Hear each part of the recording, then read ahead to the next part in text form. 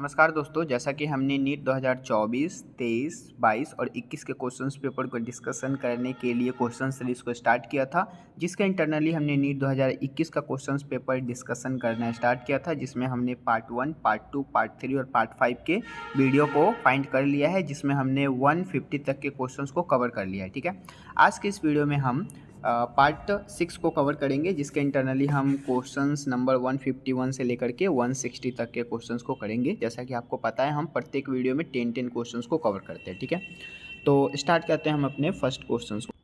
This is our first questions. Which of the following is not an objective of the biofortification in the crop? अब बायोफर्टिफिकेशन से question है कि इनमें से कौन सा ऑब्जेक्टिव नहीं हो सकता इसका। ठीक है, तो बायोफर्टिफिकेशन के लिए क्या क्या जरूरी है, मतलब बायोफर्टिफिकेशन प्रोसेस होगा तो उससे हमें क्या क्या फ़ायदा होगा। तो सबसे पहले इम्प्रूव रेसिस्टेंस टू डिसीज, नहीं रेसिस्टेंस नहीं कर सकता ना, ये गलत हो जाएगा। इम्प्रूव विटामिन कंटेंट बिल्कुल सही है। Improve the micro nutrient and mineral content, ये भी सही है। इम्प्रूव द प्रोटीन कंटेंट, ये भी सही है।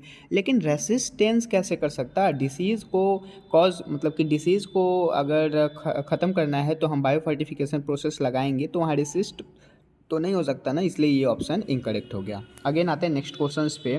रीड द फॉलोइंग स्टेटमेंट, आपको स्टेटमेंट पढ़ना है और उसके अकॉर्डिंग करेक्ट ऑप्शन यहाँ पे लगाना है। ठीक है, तो लिखा हुआ है methanogenesis is observed in the helminths, बिल्कुल गलत ऑप्शन है। यहाँ पे मेथेनोजेनेसिस जो हेलमिंथिस से नहीं होगा।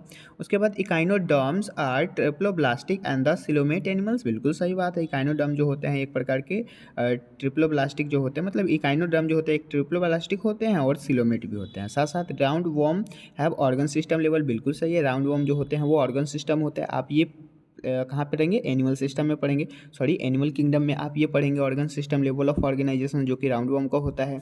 Again comb plate present in the ctenophora, बिल्कुल सही ऑप्शन है। उसके अंदर में वो डाइजेशन का मतलब काम नहीं डाइजेशन का काम नहीं करता, गलत ऑप्शन हो गया। ठीक है, क्योंकि कॉम्ब प्लेट जो होते हैं वो डाइजेशन तो नहीं कर सकते ना, ये तो उसके प्रोटेक्शन के लिए होता है, गलत ऑप्शन। अगेन फिर वाटर वैस्कुलर सिस्टम जो होते हैं वो कैरेक्टराइज्ड होते हैं इन द इकाइनोडर्म, बिल्कुल सही है। मतलब कि B, C and D is the right answers. ठीक है, so B, C and D is correct. Again फिर आते हैं नेक्स्ट क्वेश्चंस पे।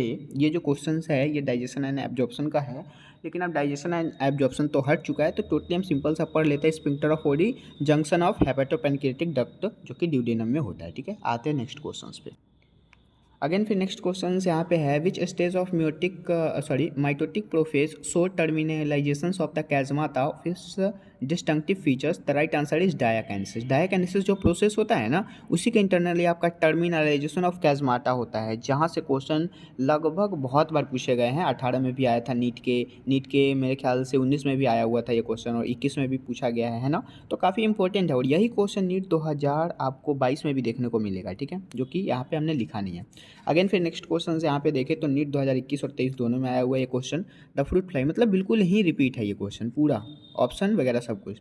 सो the fruit fly has 8 chromosome, मतलब फ्रूट फ्लाई के अंदर अगर 8 क्रोमोजोम है प्रत्येक सेल में, during interphase of meiosis in the number of chromosome in the G one phase is 8। अगर जीवन फेज में अगर फिर से उसका 8 ही क्रोमोजोम रहता है, तो आपको बताना है कि एस फेज में क्या होगा। तो एस फेज में उसका क्रोमोजोम नहीं बदलेगा, उसका डीएनए मतलब कि क्रोमैटिन चेंज होगा। तो राइट आंसर एस फेज में भी 8 ही होना चाहिए मेरे ख्याल से, तो यहाँ पे 4 मेरे ख्याल से क्या ये बुक में भी दिया गया है। ठीक है, तो राइट आंसर क्या हो जाएगा? डी हो जाएगा। अगेन फिर आते हैं नेक्स्ट क्वेश्चन पे।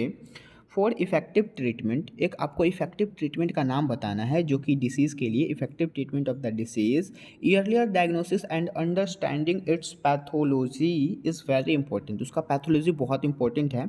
And which of the following molecules diagnostic technique is very useful for the detection. तो वो कौन सा टेक्निक है? तो वो एक एलाइजा टेक्निक है, जो कि आपने बहुत ही अच्छे से बायोटेक्नोलॉजी वाले चैप्टर्स में पढ़ा होगा, और काफ़ी ज़्यादा अच्छा क्वेश्चन है ये, है ना। आगे आते हैं नेक्स्ट क्वेश्चंस पे।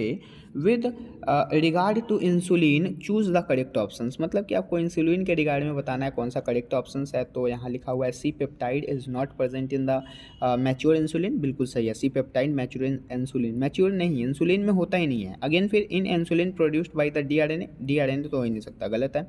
RDNA गलत हो गया। अगेन फिर है द प्रो इंसुलिन है सी पेप्टाइड, बिल्कुल सही है। प्रो इंसुलिन में होना चाहिए, ना कि सी पेप्टाइड में। अगेन फिर A peptide and B peptide of insulin, insulin का ए पेप्टाइड और बी पेप्टाइड जो होता है वो इंटरकनेक्टेड होता है बाय द डाइसल्फाइड ब्रिज, मतलब कि ये भी ऑप्शन सही है। ए, सी एंड डी यहाँ पे सही हो जाएगा, मतलब करेक्ट ऑप्शन क्या हो जाएगा? ए, सी एंड डी ओनली।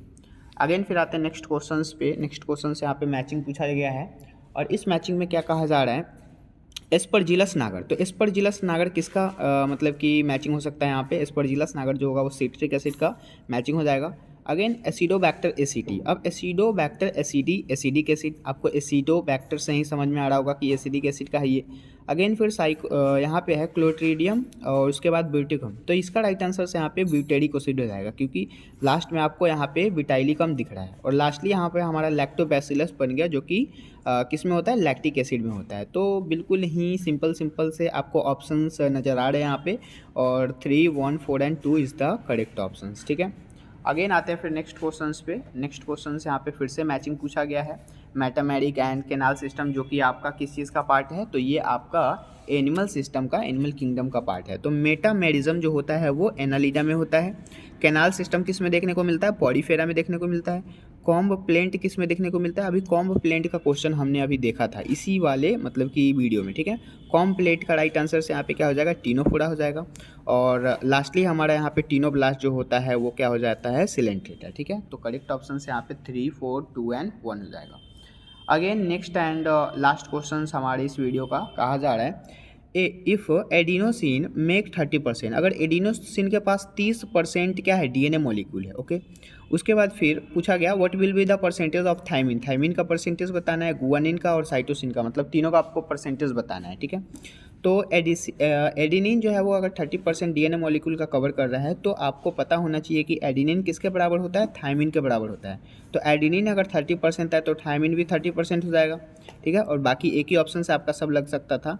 बाकी आप देख सकते हैं फिर यहाँ पे पूछा गया गुआनिन एंड साइटोसिन, तो गुआनिन और साइटोसिन 10% कम हो जाएगा, मतलब कि राइट आंसर यहाँ पे बी हो जाएगा। तो ये सारे के सारे क्वेश्चंस जो हमने अभी तक डिस्कस किए वो काफ़ी इंपॉर्टेंट है और प्रत्येक ये रिपीट होते हैं। ठीक है, तो अब तक हमने जो भी क्वेश्चंस किया काफ़ी इंपॉर्टेंट था। फिर मिलते हैं अगले वीडियोज़ में अगले पार्ट के साथ, तब तक के लिए थैंक यू।